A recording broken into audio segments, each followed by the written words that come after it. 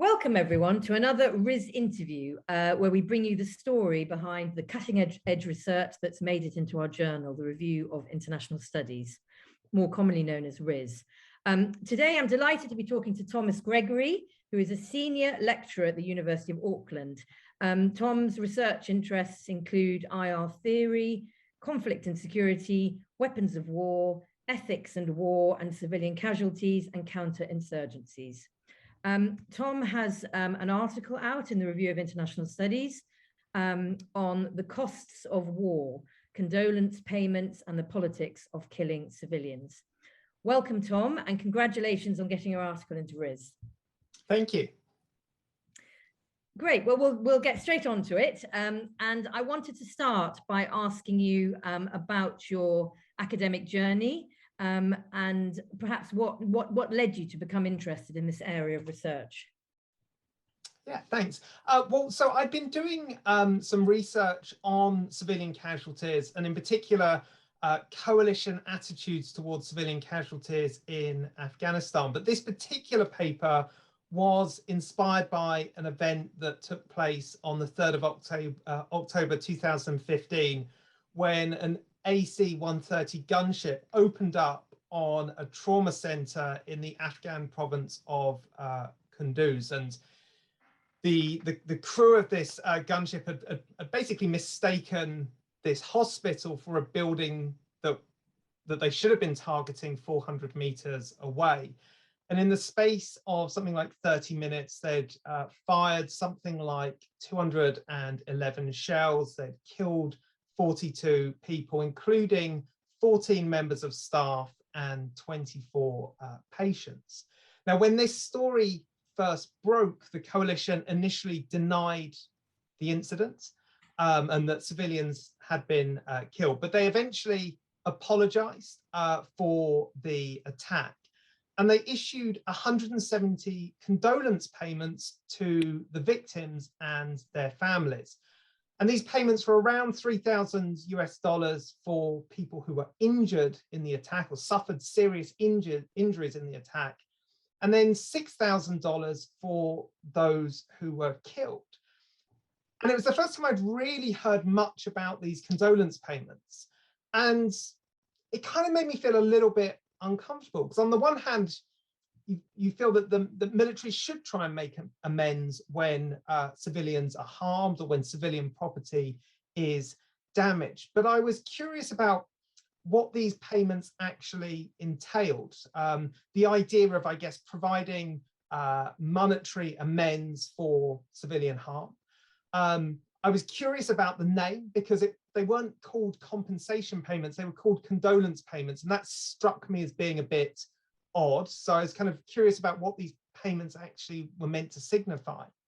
And I was also surprised by the low valuation that had been attached to human lives. I think trying to assign any sort of monetary value to human life just feels a bit kind of gross. But $6,000 felt particularly gross. It felt like a really kind of low figure for the loss of a human life. So I thought I'd do a little bit of digging. And it turns out that these condolence payments were surprisingly common in both Afghanistan and Iraq. And although the data is a little bit patchy and incomplete, we know that the American forces spent over $50 million on condolence payments just in Afghanistan and Iraq. And the values that they attached to those to the lives in most circumstances was even lower. So they were supposed to be paying out like $2,500 for a death and $1,500 for serious injury. So I was kind of, I guess, curious about the politics that was involved in these payments and wanted to learn a little bit more about them. It's interesting. So thinking about the article, what are the main ideas and arguments within it? Could you perhaps give us a brief outline? Yeah, sure. So considering, I guess, how much money had been dispersed, surprisingly little had been written about condolence payments.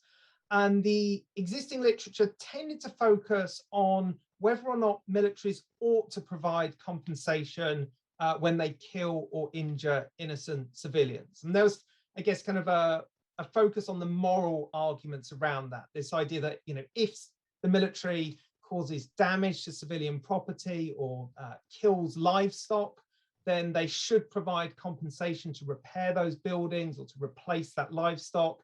If they cause injuries to people, then the sense that militaries ought to compensate people for the harm that they had suffered, pay for medical bills and rehabilitation and so forth. And likewise, if somebody is killed, that their families were entitled to some sort of compensation as an acknowledgement for that harm. And so the existing literature really focused on those moral arguments about what the military ought to do and whether existing programs really lived up to those ideals. I guess what I was interested in with my paper is the politics of these condolence payments and focusing particular attention on the rationale that underpin them. I was specifically interested, I guess, in why coalition forces decided to pay out all of this money, particularly because there's no legal obligation for them to do so. I was curious about what they hoped to achieve with these payments. And I was also, I guess, interested in what these payments revealed about their attitudes towards civilian casualties. So that was kind of, I guess, the main impetus and idea for the paper. Okay, so there have been calls for militaries to make amends when civilians are harmed. So what is the problem with these condolence payments? So I think there's a couple of things that's worth flagging here. The first is to, I guess, draw an important distinction between compensation and condolence payments. Now, things differ between countries. Each country has their own policies, their own laws around this. In the United States, compensation payments are covered by the Foreign Claims Act of 1942. And this act authorizes compensation to be paid to inhabitants of foreign countries for personal injury, death, or property damage caused by non-combat activities. And that was the kind of the problem, that the military was only authorized to make payments that weren't directly related to combat activities. Condolence payments were introduced much more recently as a way of kind of getting around that non-combat stipulation. And it was a way of authorizing the military to make payments to victims, even if the harm was caused as a consequence of combat actions. Now, what's important about condolence payments is it very clearly states that the payment is meant as a kind of gesture of sympathy for the harm inflicted. It's not intended as an admission of legal liability or fault.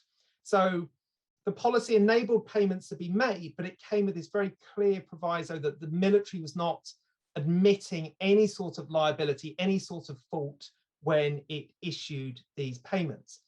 And other people have already talked about this. Emily Gilbert has got a really wonderful piece in Security Dialogue where she talks about how these payments help to alleviate some of the short-term economic needs of the victims. But this lack of liability is a problem, that it's not holding militaries accountable for the harm that they create. And it might actually kind of reinforce the perception that lives of Afghan and Iraqi civilians were quite disposable, that they could almost be killed without any real consequence. And I guess one of the really disturbing things that I found when I was doing the archival research for this is purchase orders, like receipts or invoices that you might issue when buying paper clips or staples or office supplies. These invoices had the death of a wife or death of a husband listed as the item with quantity 1 and then a unit price. It seemed like a really kind of callous and dehumanizing way of dealing with somebody's loss. I think there's also issues about the low valuation of human life. As I've said, it feels gross to attach a monetary value to human life. But the American policy was to value life at $2,500 for death and $1,500 for serious injury. And even those soldiers and those officials responsible for handing out these payments realized that this wasn't good enough. This wasn't really a recognition of the losses that had been suffered. And just as a kind of, I guess, point of comparison, it's worth noting that at the time, American soldiers were insured for $400,000. So you've got this kind of really kind of graphic illustration of the different way in which life is valued. There's also some, I guess, really interesting and worrying discrepancies around how these payments were made and some of the inconsistencies. So the Center for Civilians in Conflict, which is a think tank based in Washington, found that payments were really inconsistent, but women were consistently valued less than men. So when women were killed or women were injured, their families tended to receive a lot less than if a man was killed as well. So there's some real kind of problems in how these payments were issued, the values that were attached to human lives. But as I said, what really interested me is the way in which the coalition tried to use these payments to achieve very specific purposes as part of the counterinsurgency, in the way in which they almost sought to kind of weaponize these payments. So you've just said that money was used as a kind of weapon system. So can you just explain what that exactly means? Yeah, so I think this was I guess the key insight for me when I was doing the research, is that people had tended to think about these payments as a way of making amends, that it was a imperfect, incomplete way of acknowledging the harm that was done to people on the battlefield. But if you actually read the way in which the coalition thought about these payments, they had a very different approach. For them, it was a way of achieving quite specific objectives in the war. And it's worth taking a step back. One of the, I guess, issues that came up in Afghanistan and Iraq, particularly Afghanistan, was the problems that civilian casualties were creating for the coalition, the way that civilian casualties were actually starting to become an impediment to mission success. So whereas we've kind of become accustomed to hearing the military talk about civilian casualties as collateral damage, as something that's kind of unfortunate, regrettable, but largely incidental to the war effort, in Afghanistan and Iraq, you started hearing the military talk about civilian casualties as strategic setbacks. And a really clear example of this was the tactical directive that General McChrystal introduced in 2009, where he explicitly warned soldiers about the dangers of securing or winning tactical victories, but suffering strategic defeats by killing civilians and alienating the local people. So there was this shift in coalition attitudes towards civilian harm that started seeing civilian casualties as a problem that needed to be managed, an issue that they needed to deal with. And they introduced some policies that was designed to kind of, I guess, avoid unnecessary civilian casualties in the first place. But they also introduced these post-incident mitigation measures like condolence payments that were really about managing the consequences. You hear this term a lot in coalition documents as kind of consequence management. And these payments were very much about managing those consequences. So if you read some of the documents that are being produced, you had soldiers and officials talking about condolence payments as being a kind of an effective tool in the battle for hearts and minds. You had soldiers talking about condolence payments as a cheap but effective way of trying to pull the community towards the coalition away from insurgents. And it became increasingly clear that these payments were never really about reparation for the harm that was inflicted, but a weapon that could be used to achieve certain objectives. And you get really explicit discussions about this. General Petraeus talked about money being his most important ammunition in this war.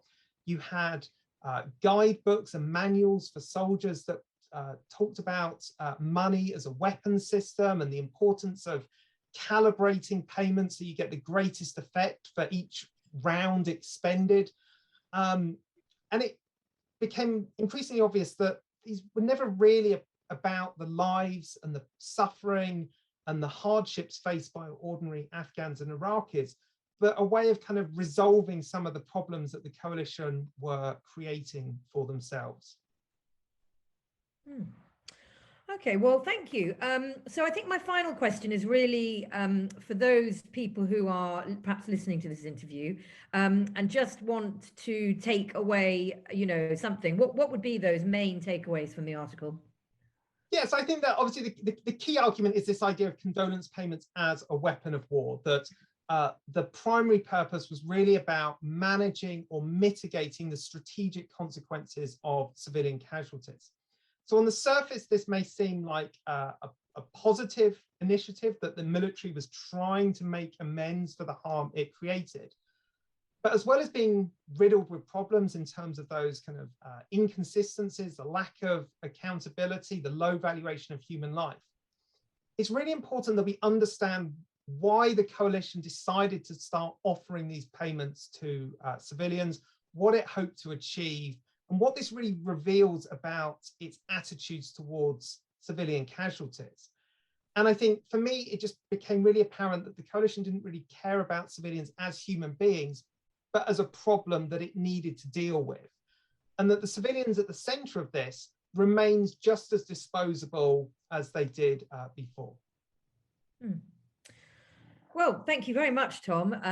Thank you for agreeing to be interviewed, but also I think people listening will agree that this is a very, very interesting, fascinating area of research. So we're very grateful for you for sharing this with us. Thank you.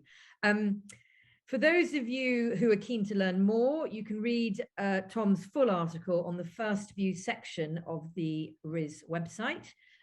If you are a BISA member, you can access this completely free of charge as part of your membership. You just need to log on to your account. And if you're not a BISA member, you may be able to gain access via your institution. And while you are here, please do look at the BISA website, which is www.bisa.ac.uk. You can learn much more about the association and all the wonderful benefits a BISA membership will bring you. So please do take a look at that. And that's it. So thank you once again, Tom. Thanks for having me. And it's been a real pleasure. Thank you.